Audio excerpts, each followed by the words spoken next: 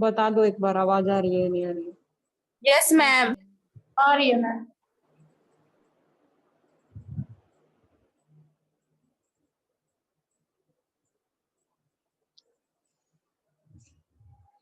तो हम ये कह रहे थे कि ब्लैक बॉडी का जो उदाहरण हो सकता है, तो वो बिग बैंग से पहले जो एक जगह सारा मटेरियल और एनर्जी इकट्ठा थी, तो वो ब्लैक बॉडी का उसको उदाहरण हम बोल सकते हैं। या फिर जो ब्लैक होल जिसके बारे में बात की जाती है एस्ट्रोनॉमी के अंदर, ठीक है, वो एक ब्लैक बॉडी का उदाहरण हो सकते हैं। ठीक है, अदरवाइज ये हम कह सकते हैं ये एक परफेक्ट कंसेप्ट है, ठीक है, मानने के लिए। और व्हाइट बॉडी का कोई ऐसा उदाहरण देखने को नहीं मिलता है। ठीक है, तो अभी ये तो साइंस का जो काम है वो प्रोग्रेस में है, आगे क्या पता कोई नई जानकारियां आ जाए। ठीक है, तो ये हो गया हमारा व्हाइट बॉडी और ब्लैक बॉडी। ठीक है, और जो बीच की है उनको बोलते हैं, यानी जो पूरी तरह हमने कहा ना कि एग्जिस्टेंस में पूरी तरह से कोई ब्लैक बॉडी नहीं है, पूरी तरह से ऐसे कोई व्हाइट बॉडी नहीं है, तो बाकी की जो सारी बॉडीज हैं, सारे ऑब्जेक्ट हैं, वो क्या है, उनको हम बोलते हैं ग्रे बॉडीज,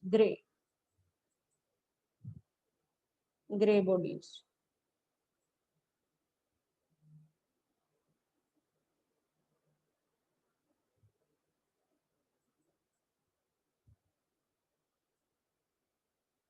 पता ना, ग्रे कलर होता है, ना व्हाइट होता है ना ब्लैक होता है। ठीक है, तो बीच में से जो शेड्स होते हैं ना, शेड्स हैं, बहुत सारे कलर हैं, बहुत सारे शेड्स हैं। ठीक है, तो इस तरीके से, तो यानी बहुत तरह तरह की जो बॉडीज हैं देखने को मिलती हैं, जो ना कि पूरी तरह से व्हाइट है और ना ही पूरी तरह से ब्लैक है, यानी हम ये कह सकते हैं कि ग्रे बॉडीज हैं। ठीक है, और हर एक ऑब्जेक्ट का, हर एक बॉडी का अपना एब्जॉर्प्शन का रेट, एमिटेंस का रेट, या उसकी वो रिफ्लेक्ट करेगा कि वो एनर्जी के साथ किस तरह का इंटरेक्शन करेगा, वो उसकी फिजिकल और केमिकल प्रॉपर्टीज पर ही डिपेंड करता है। ठीक है, तो तीसरा बात कर रहे थे, जो तीसरा इंटरेक्शन हो सकता है वो है रिफ्लेक्शन का।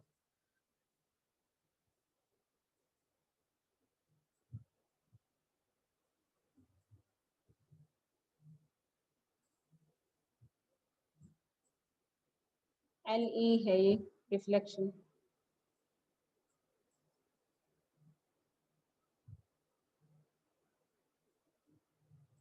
परावर्तन जिसको हम बोलते हैं हिंदी में परावर्तन।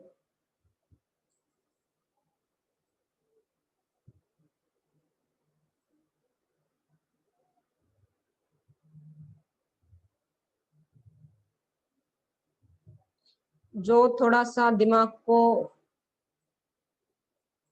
घुमाने के पक्ष में है, एक्सरसाइज करवाने के पक्ष में है, तो वो इस वर्ड पे थोड़ा सा गौर करेंगे, जो एक्सरसाइज हम पहले कर रहे थे शुरू में। परावर्तन क्या हो सकता है, जैसे हमने वर्तन भी किया था ना। ठीक है, तो ये अब इस वर्ड पे आप थोड़ा सा गौर कर सकते हैं कि परावर्तन क्या हो सकता है। मैं नहीं करूंगी, आप खुद करना, और किसी को कुछ मिले विशेष तो वो फिर क्लास में बता सकते हैं। ठीक है, तो परावर्तन या रिफ्लेक्शन, इसमें क्या होता है, ये ऑब्जेक्ट है,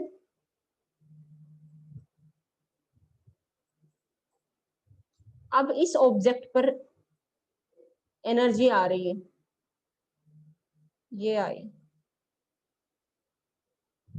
ठीक है, ये एनर्जी आ रही है, ये आई है। तो इस ऑब्जेक्ट का नेचर ऐसा है कि इस ऑब्जेक्ट ने ये एनर्जी को, बाहर से आने वाली जो एनर्जी है उसको ग्रहण नहीं करता है। ठीक है, दो चीजें होती हैं, एक और चीज याद रखो। चलो पहले एक बार सिंपल वे में कर लेते हैं। मान लेते हैं ये बन गया 60 डिग्री का एंगल, जो यहाँ पे इंसिडेंट रे बोलेंगे, इंसिडेंट यानी गिरने वाली, आने वाली इंसिडेंट रे है, जो आने वाली किरण है, ये लगा दिया निशान। ठीक है, तो आने वाली जो किरणें हैं इसके ऑब्जेक्ट के ऊपर गिरी हैं, तो जहां पर ये गिरी हैं ये 60 डिग्री के एंगल से गिरी, ठीक है। तो इस ऑब्जेक्ट का नेचर ऐसा है कि उसने इसको नहीं लिया, ठीक है। तो फिर ये अब इसने इसको नहीं लिया तो क्या करेगा, अब ये इसको ले नहीं रहा तो कहीं और जाएगा, ठीक है, तो वापिस जाएगा, कहीं जाएगा, ठीक है, तो ये अपना रास्ता बदलेगा। अब ये अंदर तो ऐसे तो गया नहीं है, जैसे ऐसे नहीं गया है, जाना तो उसको ऐसे चाहिए था लेकिन नहीं गया, ठीक है, तो इसने अपना रास्ता बदला है, और रास्ता बदला है तो ये वापिस जाएगा, वापिस जाएगा, तो ये कैसे जाएगा, ये वापिस रिफ्लेक्शन के अंदर जो वापिस जाता है वो भी सेम एंगल से जाता है। अगर 60 डिग्री इंसिडेंट रे का एंगल 60 डिग्री है तो रिफ्लेक्शन वाली जो रे है उसका एंगल भी 60 डिग्री होगा। 45 डिग्री के एंगल से अगर आ रही है तो जाएगी भी 45 डिग्री के एंगल से, ठीक है। अगर 90 डिग्री नीचे ऊपर से सीधा आ रही है, 90 डिग्री के एंगल से आ रही है तो सीधा 90 डिग्री के एंगल से जाएगी। तो रिफ्लेक्शन का एक फॉर्मूला है कि जिस भी कोण से, ठीक है, कि वो टेढ़ी कितना टेढ़ी गिर रही है, ठीक है, किस एंगल से गिर रही है, किस कोण से गिर रही है, जिस कोण से वो आएगी उसी कोण से जाएगी। ऐसा नहीं है, ठीक है, ऐसा नहीं होता कि आई तो इतना है और फिर जाते वक्त ये ऐसे गई, ठीक है, आने का कोण तो मान लो 60 है और जाने का मतलब मान लो 20 है, ठीक है, ऐसे नहीं होता। तो रिफ्लेक्शन में एग्जैक्ट सेम एंगल से ही जाती है, ठीक है। तो जिस उससे आई है उसी उससे बस क्या है, डायरेक्शन चेंज कर ली है, आई इधर से है चली उधर गई है लेकिन एंगल सेम रहेगा, ये है परावर्तन का। तो जब भी रिफ्लेक्शन होता है तो ऑब्जेक्ट के अंदर कोई परिवर्तन नहीं होता है, वो हमने पहले भी जिसे अभी कहा था, ठीक है। तो इस ऑब्जेक्ट ने इसकी एनर्जी ली ही नहीं है तो इसकी वजह से सरफेस को टच किया और एज इट इज वापिस चली गई। तो ना तो इस ऑब्जेक्ट के अंदर कुछ भी एनर्जी बढ़ी है और ना ही कुछ घटी है, यानी किसी भी तरह का परिवर्तन जो है यहाँ पर रिफ्लेक्शन के अंदर देखने को नहीं मिला। क्लियर है। एक मैं बात बोल रही थी, अब मान लो कोई ऑब्जेक्ट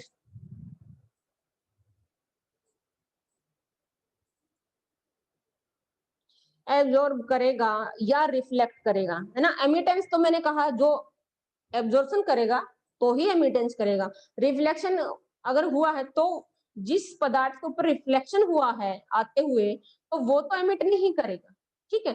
तो एब्जॉर्प्शन हुआ है वो एमिटेंस करेगा, ठीक है, तो एमिटेंस को छोड़ देते हैं। तो एब्जॉर्ब कोई भी पदार्थ इसको एब्जॉर्ब कर लेगा या तो फिर उसको रिफ्लेक्ट कर देगा वैसे के वैसा, तो वो किस चीज पे डिपेंड करेगा, वो उस ऑब्जेक्ट की प्रॉपर्टीज पर डिपेंड करेगा, ठीक है।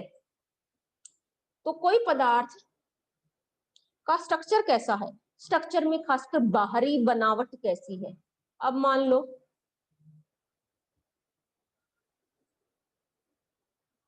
ठीक है, इस तरीके से है, किस चीज का बना हुआ है, केमिकल प्रॉपर्टी, और बाहर की बनावट कैसी, ठीक है। मैंने कहा ज्यादातर ऑब्जेक्ट एब्जॉर्प्शन करते हैं, तो हम ये देखेंगे कि कौन से ऑब्जेक्ट हैं जो रिफ्लेक्शन करते हैं। रिफ्लेक्शन करने वाले थोड़े हैं, तो रिफ्लेक्शन वाले देखते हैं। जिनका सरफेस, ये ऊपर वाला सरफेस बिल्कुल चिकना हो, स्मूथ, ठीक है। स्मूथ या चिकने का मतलब क्या होता है, जब तुम उसको टच करो तो उसमें कुछ भी उबड़ खाबड़ महसूस ना हो, ठीक है, क्लियर। अब मान लो जैसे आप लकड़ी को उठाओगे, क्या वो उतनी स्मूथ है, शीशे को उठाओगे, मतलब शीशे के ऊपर से तो कितना चिकना है। तो जिस भी पदार्थ जो है उसका सरफेस बहुत ज्यादा स्मूथ हो, जैसे कि एक शीशे का होता है, ठीक है, शीशे से स्मूथ क्या है, अब मान लो तुम्हारी मेज है वो भी उतनी स्मूथ नहीं है, ठीक है, और वैसी लकड़ी है वो भी इतनी स्मूथ नहीं है, ठीक है। तो या तो जिसका सरफेस बहुत ज्यादा स्मूथ हो, चिकना हो, ठीक है। दूसरा, या फिर उसका कलर वाइट हो, ठीक है। तो वाइट कलर हो, अब वाइट कलर हो और सरफेस चिकना हो, तो वो जो है एनर्जी को लेते नहीं है, ठीक है। एनर्जी गिरती है और टकरा के चली जाती है, ठीक। ये चीज है। एक चीज जो मैं बोलना चाह रही थी,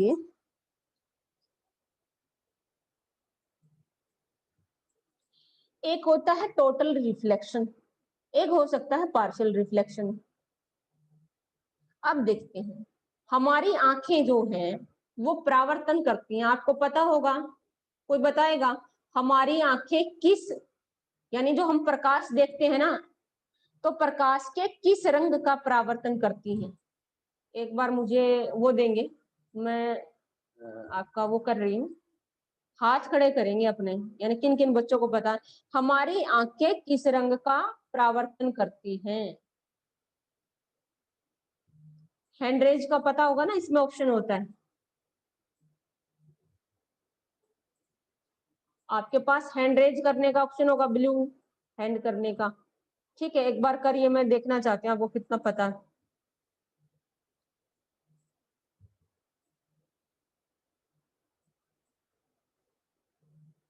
सुनाई नहीं दे रहा क्या आप लोगों को?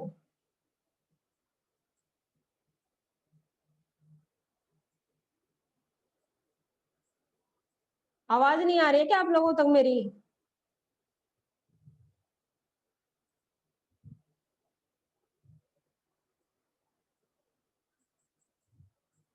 हेलो, मेरी आवाज नहीं सुनाई दे रही है क्या आप लोगों को? आ रही है मैम। तो फिर ऐसे सन्नाटा क्यों है? मतलब मैंने 10 बार तो पूछ लिया।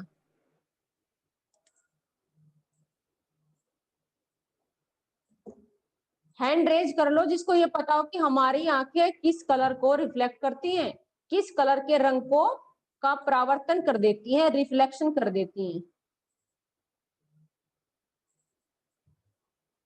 मैं वेट कर रही हूँ, जल्दी बताओ।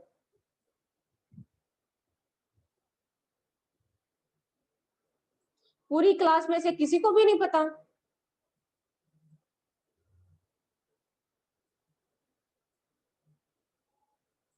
पूरी क्लास में से किसी को नहीं पता क्या, या वैसे ही नहीं हाथ उठा रहे हो?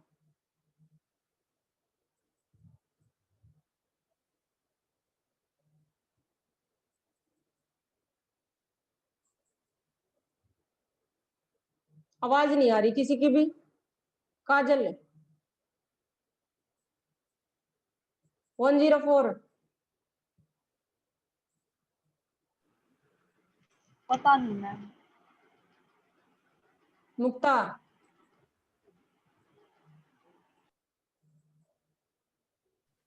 नहीं पता जी। और किसी को?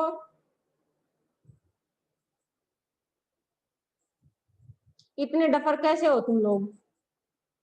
हद नहीं है, 7वीं 8वीं क्लास में आ जाता है।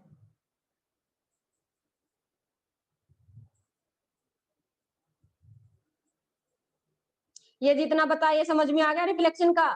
रिफ्लेक्शन में क्या होगा, जिस भी यानी किरणें आएंगी, एनर्जी आएगी, जिस एंगल से आएगी उसी एंगल से वापस चली जाएगी, सिर्फ टकराएगी, टच करेगी, उसका एब्जॉर्प्शन बिल्कुल नहीं होगा, ठीक है। तो यानी वो एनर्जी उस पदार्थ ने बिल्कुल नहीं ली है, उसके अंदर कोई चेंज नहीं आया, बस वो आई है, उसके ऊपर गिरी है और उसी रास्ते से यानी उसी एंगल से वापस चली गई है, ठीक है। डायरेक्शन तो चेंज हो गई है बट एंगल सेम रहा है, ठीक है। इसको दिमाग में रख लो, आई थिंक नोट कर रहे होगे आप लोग।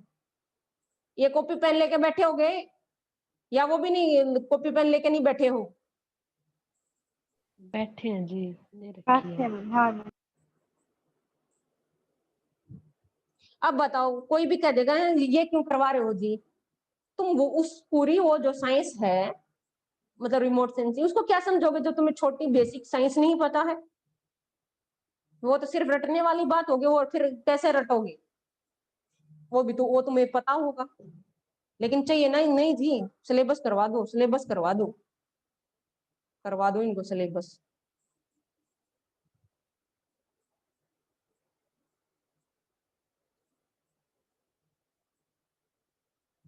जैसे ह्यूमन आई की बात करते हैं, अभी पहले वही आपको बता देती हूँ, ये ह्यूमन आई है, ठीक है। सूर्य से प्रकाश आया, किरणें आई, ठीक है। हमने कहा सूर्य से जो प्रकाश आता उसमें बहुत तरह की रेज होती हैं, ठीक है। उसमें गामा रे से लेके इधर मान लो मैं इसको मैं थोड़ा सा यूं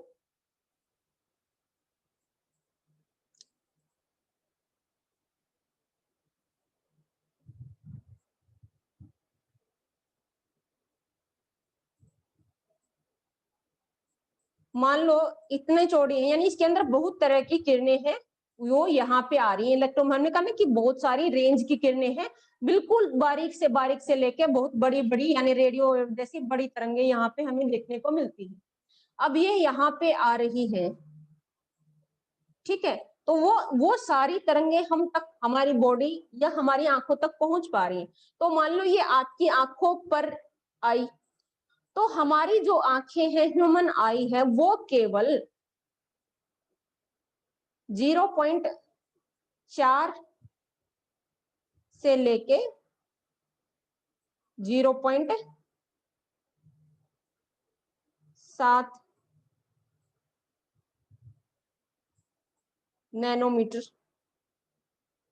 ठीक है, की रेंज की, यानी जो प्रकाश किरणें होती हैं, प्रकाश के यानी जो हम 7 रंग कहते हैं, वो सातों रंग सिर्फ इतनी सी छोटी सी रेंज में होती है, 0.4 से लेके 0.7 नैनोमीटर की जो रेंज की किरणें हैं, केवल हमारी आंख उन्हीं किरणों को देख पाती, ना तो उससे जो छोटी किरणें होती हैं, ठीक है, ना तो उससे बड़ी, ना तो हमारी आंखें एक्सरे को देख सकती है, ना गामा रे को, ना अल्ट्रा वायलेट रे को, ना ये अल्ट्रा जो बोलेंगे कि रेड जो होती हैं, और माइक्रोवेव्स हैं या साउंड वे ना वो क्या बोलेंगे रेडियो वेव्स हैं। तो हमारी आंखें उनमें से किसी को नहीं देख पाती, हमारी आंखें केवल 0.4 से लेके 0.7 नैनोमीटर की रेंज की जो किरण है, ठीक है, उनको ही देख पाती हैं। और जब ये जो किरणें होती हैं वो हमें कैसी दिखाई देती हैं, ठीक है, ब्लू, 0.4 से 0.5 ब्लू, ठीक है, 5 से 6 ग्रीन, ठीक है, और फिर 6 से 7 रेड। ये 3 मूल रंग है, आपको भी पता होगा, ठीक है, ब्लू, ग्रीन और रेड, BGR, ठीक है। तो 0.4 से लेके 0.5 तक ब्लू, 0.5 से लेके 0.6 तक ग्रीन, 0.6 से लेके 0.7 तक रेड, ठीक है, क्लियर है। अब बीच में अभी इनका कॉम्बिनेशन जुड़ते हैं, जैसे 0.4 है ना ब्लू और ग्रीन के, अब 5 0.4 से 5 के बीच में 0.4 0.41 0.42 इस तरीके से आगे भी तो डिवीजन होंगे, तो इसलिए बीच में कुछ दूसरे कलर क्रिएट हो जाते हैं। ब्लू और ग्रीन के मिलने से कौन सा होगा,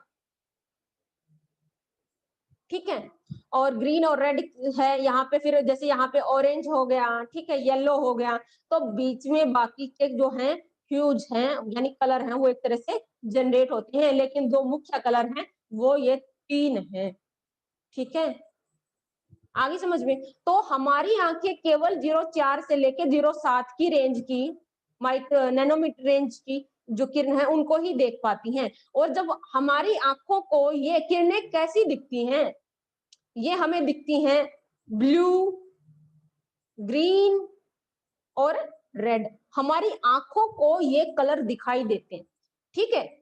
मैंने कहा यहाँ पे बता कि सारी तरह की किरणें आ रही हैं, लेकिन हमारी आंख केवल प्रकाश तरंगों जिनकी रेंज 0.4 से 0.7 है उनको ही कैच कर सकती है, उनको ही डिटेक्ट कर सकती है, बाकी का तो हमें पता ही नहीं चलता कि कोई किरणें हैं कि नहीं है। यानी हमारी आंखें जो है सक्षम नहीं है ये डिटेक्ट करने में बाकी की दूसरी तरह की किरणों की, क्लियर है। तो पहली बात तो ये है, आती तो बहुत तरह की है, लेकिन हम क्या करते हैं, हम केवल कुछ को ही डिटेक्ट कर पाते हैं, ठीक है। हम खासकर हमारी आंख केवल जो है 0.4 से, जिसको हम प्रकाश रंग कहते हैं, उसको ही ऑप्टिकल जो रीजन है इलेक्ट्रोमैग्नेटिक स्पेक्ट्रम का ऑप्टिकल रीजन, ऑप्टिकल यानी दृश्य क्षेत्र, जिसको देखा जा सकता, ह्यूमन आई के लिए जो दृश्य है, ऑप्टिकल, ऑप्टिकल रीजन है ये इलेक्ट्रोमैग्नेटिक स्पेक्ट्रम के अंदर, ऑप्टिकल रीजन, दृश्य क्षेत्र।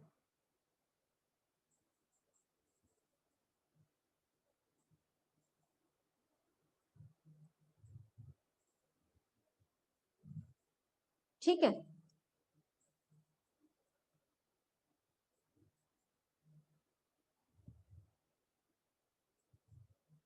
अब मैंने कहा, अब ये जो, अब खासकर अगर हम तीन भी रंग लें, ठीक है, हमने कहा कि मूल तीन रंग है, तो हमारी आंख के पास, हमने कहा हमारी आंख केवल इनको ही डिटेक्ट कर पाएगी, ठीक है, बाकी की किरणों को डिटेक्ट नहीं कर पा रही है। तो हम तीन कलर ले लेते हैं।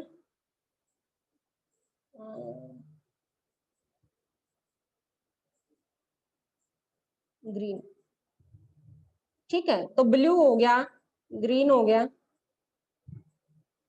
ठीक, और रेड हो गया। ये तीन कलर की किरणें आ रही थी,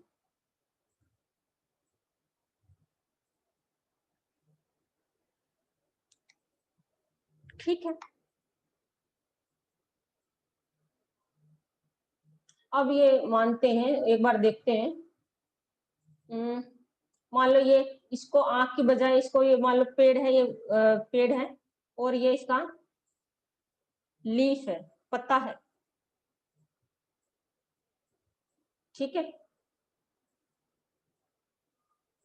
ये पेड़ का पत्ता है, और इस पत्ते के ऊपर ये डिफरेंट कलर्स की क्या बोलते हैं किरणें आ रही हैं, ठीक है। आ तो और भी बहुत सारी रही हैं, ठीक है, तो हम फिलहाल ये रंग की बात करेंगे।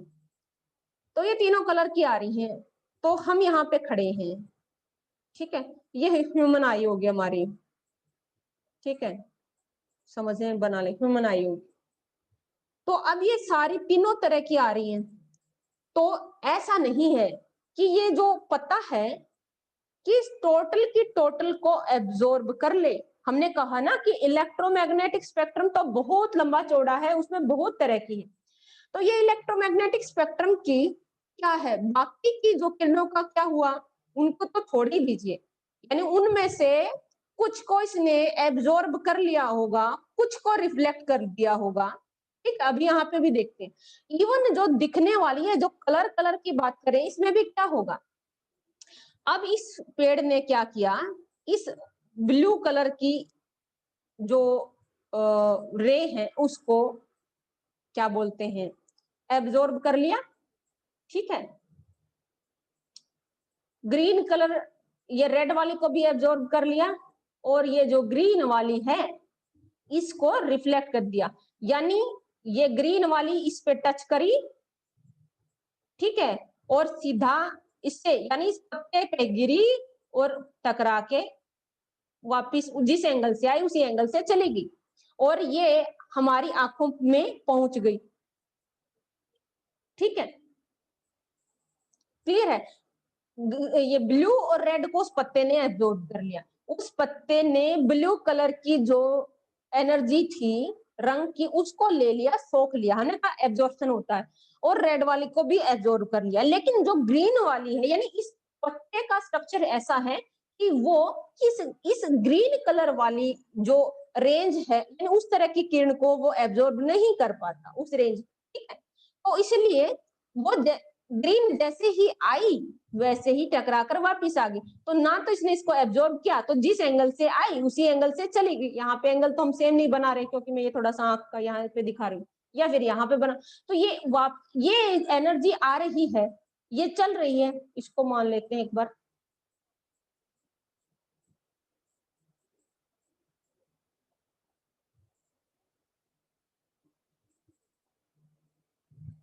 तो ये जिस एंगल से आई, अब मैं एंगल भी वही बना रही हूँ, ये आ गई,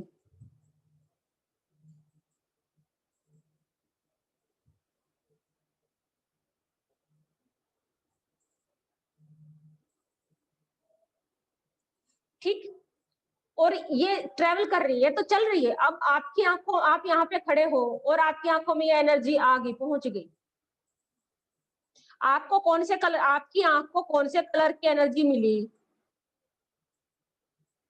आपकी आंख तक कौन से कलर की एनर्जी पहुंची? ग्रीन की पहुंची ना। हेलो, सुन रहे हो? हाँ जी। तो यस मैम। क्योंकि ग्रीन कलर की, पत्ते का रंग ग्रीन नहीं है, पत्ते ने रिफ्लेक्ट कर दी लाइट ग्रीन, और आपकी आंख को कौन सी मिली? ग्रीन मिली, इसलिए आपको लगता है कि पेड़ का जो रंग है, क्योंकि तो आपकी आंख में तो जो एनर्जी आई है वो ग्रीन कलर की आई है, तो आपको लगा कि ये पत्ते का कलर कैसा है? ग्रीन है। लेकिन वास्तविकता में ग्रीन एनर्जी तो पत्ते ने ली ही नहीं। ठीक है, तो यानी आपको किसी, अगर कोई आपको ब्लैक कलर दिखाई देता है ना, अगर किसी चीज का रंग ब्लैक दिखाई देता, इसका मतलब जितनी भी सातों के सातों रंग थे उस ऑब्जेक्ट ने सारे ले लिए, इसमें से तो एक सिलेक्टिव है ना, यहाँ पे तो रंग का यानी 2-3 ले लिए, 2 ले लिए, एक वापस भेज दिया। अगर कोई ऑब्जेक्ट सारे के सारे कलर ले ले एक साथ, सारे ले लिए, रिफ्लेक्ट कुछ भी नहीं करा, ठीक है, तो यानी सारे ही इस पत्ते ने ले लिए और आप यहाँ पे हो, तो जब रिफ्लेक्शन हुआ ही नहीं, कोई यहां से इन्होंने वापस भेजी ही नहीं, ठीक है, समझ रहे हो? तो यहां से ले ली सारी ऊर्जा, खुद में ही एब्जॉर्ब कर ली, वापस रिफ्लेक्ट करके उल्टी कुछ भेजी नहीं, आपकी आंख को कोई एनर्जी आई ही नहीं। और जब कोई कोई रंग आया ही नहीं तो आपको क्या लगेगा? किसी भी रंग की अनुपस्थिति ही क्या ब्लैक होती है? दिन में ऊर्जा यानी लाइट होती, तो लाइट की उपस्थिति दिन है, और लाइट की अनुपस्थिति रात, अंधेरा हो गया, लाइट को बंद कर दो, अंधेरा कुछ नहीं है, ब्लैक कलर कुछ नहीं है। जब कोई भी रंग नहीं होगा तो क्या होगा? ब्लैक होगा, यानी आप तक वापस कुछ आया नहीं, इसलिए ब्लैक है। और व्हाइट में क्या होगा? अगर सारी की सारी तरह की जो कलर यहाँ पे आए और इस पत्ते ने सारे के सब, पत्ता हो या कोई भी दूसरा ऑब्जेक्ट हो, उसने एक भी तरह की एनर्जी को लिया नहीं, इनमें से किसी को भी नहीं लिया, किसी भी रंग की एनर्जी को नहीं लिया, और सारे के सारे एक एक करके सारे के सारे यहाँ तक इकट्ठे ही आप वो यानी छोड़ दिए, वापिस भेज दिए, रिफ्लेक्शन कर दिया। तो आपकी आंख को यहाँ पे सारे कलर एक साथ मिल गए, तो सभी कलर को मिलाने से तुम्हें पता है, सारे कलर को इकट्ठा मिला दोगे, ठीक है, तो क्या हो जाएगा? व्हाइट बन जाता है। ठीक है, तो ये सारे यहाँ पे ऐसे आए और उल्टे इसने मतलब पत्ते ने सारे के सारे वापस भेज दिए, तो जब सारे इकट्ठे आए तो सबके इकट्ठे होने से वो रंग दिखता है, वो व्हाइट दिखता है। तो आगे से ध्यान रखना, तो किसी भी चीज का जो कलर दिखाई देता है, अगर आपको ब्लू कलर दिखाई देता है आसमान का, इसका मतलब आसमान ने यानी उस जो हवा में जो मौजूद आपके एटमॉस्फेयर में जो मौजूद कण है, उन्होंने ब्लू कलर को रिफ्लेक्ट कर दिया, ब्लू को भेज दिया है, ब्लू को एब्जॉर्ब नहीं किया, ब्लू को भेज दिया। और जब वो ब्लू वाली किरणें आपकी आंखों तक आई हैं तो आपको लगता है कि वो जो सामने की चीजें हैं उनका रंग ब्लू है। ठीक है, तो आम है आपको येलो दिखाई देता है, तो इसका मतलब क्या है? येलो कलर रिफ्लेक्ट होके आया है, येलो उसने नहीं लिया, उसने रखा ही नहीं, वो वापस भेज दिया, तो आपको येलो कलर मिला है, इसलिए आपको जो है उसका कलर येलो दिखाई देता है। अगर किसी चीज का आपको कलर रेड दिखाई देता है, ये आपको रेड दिख रहा है, ठीक है, ये रेड दिख रहा है, मतलब ये रेड की जो लाइट है, रेड वाली जो रेंज की जो है एनर्जी है, वो रिफ्लेक्ट हो रही है, वो एब्जॉर्ब नहीं हो रही है, वो रिफ्लेक्ट हो रही है, तो आपको इसलिए तो वो रेड ही कलर दिखाई देगा। आई थिंक सबको समझ में आ गया है रिफ्लेक्शन का। तो एक जो चीज, एक तो ये हो गया कि कलर कैसे होता है, दूसरा ये चीज थी कि जरूरी नहीं है कि एक चीज टोटल एनर्जी यानी उस पर जितने भी तरह की एनर्जी की पूरी एनर्जी का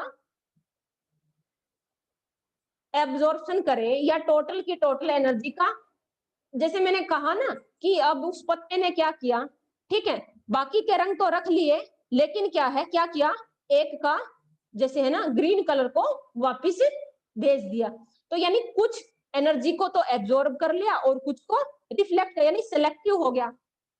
क्लियर है? तो यहाँ पे हमने कहा ना कि सिलेक्टिव हो गया, कुछ को तो एब्जॉर्ब कर लिया और कुछ को भेज दिया, ठीक है, एक कलर दो कलर, ऐसे ही बाकी की चीजें भी ऐसे ही है। तो कुछ चीजें ऐसे हो सकती है कि पूरी एनर्जी को एब्जॉर्ब कर ले, हर तरह की जो किरणें हैं, ठीक है, या तो फिर कुछ एनर्जी को एब्जॉर्ब कर ले और कुछ को रिफ्लेक्ट कर दे। क्लियर है? क्लियर है ना?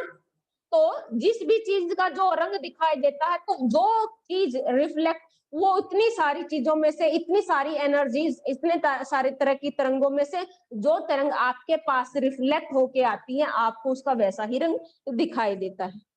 ठीक है, क्लियर है? तो ऐसे ही जब रिमोट सेंसर काम करेंगे, जब रिमोट सेंसिंग की बात आएगी, तो हमारी आंखों की बात है, हमारी आंखों तक जो एनर्जी पहुंचती है, ग्रीन की एनर्जी पहुंची है तो ग्रीन दिखाई देगी, आंखों तक रेड की एनर्जी आई है, रेड कलर की रिफ्लेक्ट होके आई है, तो हमें रेड की दिखाई देगी। ठीक है, उसी तरीके से जो रिमोट सेंसर अभी आगे हम पढ़ेंगे, तो रिमोट सेंसर क्या करते हैं कि सूरज की किरणें, ठीक है, मान लो किसी ऑब्जेक्ट पर पड़ी, इस ऑब्जेक्ट पर पड़ी, ठीक है, इस ऑब्जेक्ट ने कुछ हिस्सा तो रख लिया, ठीक है, कुछ हिस्सा रिफ्लेक्ट कर दिया, ठीक है, हो सकता है कि कुछ हिस्सा जो एब्जॉर्ब कर लिया, कुछ रिफ्लेक्ट कर दिया, या कुछ इसमें एमिट भी करेगा।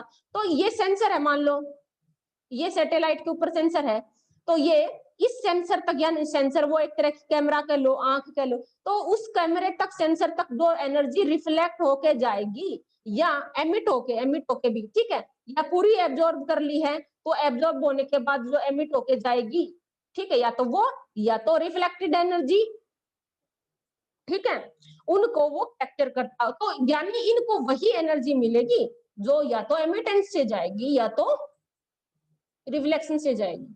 ठीक है, क्लियर है? तो इसलिए इन सारे कंसेप्टों का आपको ढंग से पता होना जरूरी है, अगर आप सही मायने में कुछ थोड़ा बहुत समझना चाहते हैं, अदरवाइज तो वो सिर्फ रटना है, और वो रटना भी अच्छे तरीके से नहीं है। ठीक है, समझ में आ गया? तो रिफ्लेक्शन क्या है? जिस एंगल से कोई एनर्जी आती है, सिर्फ टच करती है और उसी एंगल से वापस चली जाती है, उससे उस जो ऑब्जेक्ट की एनर्जी है उसमें कोई फर्क नहीं पड़ता है। अगर कई रेंज की वेव्स या एनर्जी एक साथ आती है, एक ही रेंज की आए, मान लो एक ही तरह की एनर्जी आए, तो ठीक है, उसकी और उस ऑब्जेक्ट के साथ टकराई, तो उसको वो एनर्जी, अगर उस तरह की एनर्जी वो नहीं लेना चाहता या उसका नेचर नहीं है, तो उसको वापस भेज देगा। लेकिन अगर कई तरह की आएंगी, ठीक है, कई तरह की आएंगी, तो हो सकता है कि वो ऑब्जेक्ट उनमें से कुछ को तो एब्जॉर्ब कर ले और कुछ को रिफ्लेक्ट कर दे। ठीक है, तो यानी अगर कई तरह की रेंज की एनर्जी एक साथ आती है, तो ऐसा भी हो सकता है कि वो ऑब्जेक्ट कुछ उनमें से कुछ तरह की रेंज को, जो एनर्जी को एब्जॉर्ब कर ले, और कुछ तरह की जो एनर्जी है उसको रिफ्लेक्ट कर ले। ठीक है, तो ये जरूरी नहीं है कि टोटल एनर्जी का एब्जॉर्प्शन हो या टोटल एनर्जी का रिफ्लेक्शन हो। ऐसा भी हो सकता है कि एक ही जो इंसिडेंट होता है, यानी जब किरणें इंसिडेंट होती गिरती हैं, उनमें से कुछ किरणों का एब्जॉर्प्शन हो जाए और कुछ का रिफ्लेक्शन हो जाए। ऐसा भी हो सकता है कि जो पूरी इंसिडेंट हो रही है रे, जितनी भी तरह की किरणें एक साथ आ रही हैं, तो पूरी का एब्जॉर्प्शन हो जाए, और ठीक है, ऐसा भी हो सकता है कि पूरी की पूरी किरणें आए और पूरी की पूरी रिफ्लेक्ट हो जाए। तो 3 सिनेरियो हो सकते हैं, टोटल एब्जॉर्प्शन या टोटल रिफ्लेक्शन, या फिर सेलेक्टिव एब्जॉर्प्शन या सेलेक्टिव रिफ्लेक्शन, उनमें से कुछ विशेष को एब्जॉर्ब कर लिया और कुछ विशेष को रिफ्लेक्ट कर दिया। ठीक है, तो ये था हमारा रिफ्लेक्शन तक का, कुछ मामूली सा थोड़ा सा और बच गया है, वो कल हो जाएगा। और फिर हम इलेक्ट्रोमैग्नेटिक स्पेक्ट्रम सबका हो गया, सबको याद हो गया है? Yes ma'am. आज वाले में से किसी को कुछ समझ में नहीं आया तो बताइए। अब ये कलर वाली बात समझ में आ गई है क्या, या नहीं आई? दोबारा रिपीट करने की जरूरत है? तुम लोगों को समझ में आ गई कि कलर कैसे दिखाई देते हैं? यस